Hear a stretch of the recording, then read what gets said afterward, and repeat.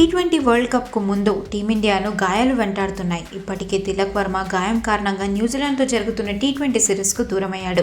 Washington Sundar కూడా గాయం కారణంగా టీంతో కలవలేదు. టీ20 వరల్డ్ కప్కు ఇంకా కొన్ని రోజులే ఉండడంతో వాషింగ్టన్ సుందర్ ఫిట్నెస్పై మేనేజ్మెంట్ ఆందోళన వ్యక్తం చేస్తోంది. సుందర్ పూర్తిగా కోలుకోవడానికి ఇంకా 2 వారాల సమయం అవసరమని వైద్య బృందం స్పష్టం చేసిందని తెలుస్తోంది. న్యూజిలాండ్తో జరిగిన తొలి వన్డే మ్యాచ్లో బౌలింగ్ చేస్తూ సుందర్ గాయపడ్డాడు.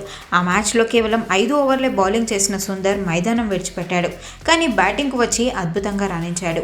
బీసీసీఐ వర్గాల సమాచారం ప్రకారం సుందర్ పూర్తిగా ఫిట్ కావాలంటే ఇంకా 2 వారాల విశ్రాంతి అవసరం. సుందర్ను టీంలో కొనసాగించాలా లేదా వేరే ప్లేయర్ను తీసుకోవాలా అన్న నిర్ణయాన్ని టీం మేనేజ్మెంట్ కమిటీ కలిసి తీసుకోవాలి. ఒకవేళ సుందర్ కోలుకోకపోతే బ్యాకప్ ఆప్షన్గా రవి బిష్నోయ్ను సిద్ధంగా ఉంచినట్లుగా తెలుస్తోంది.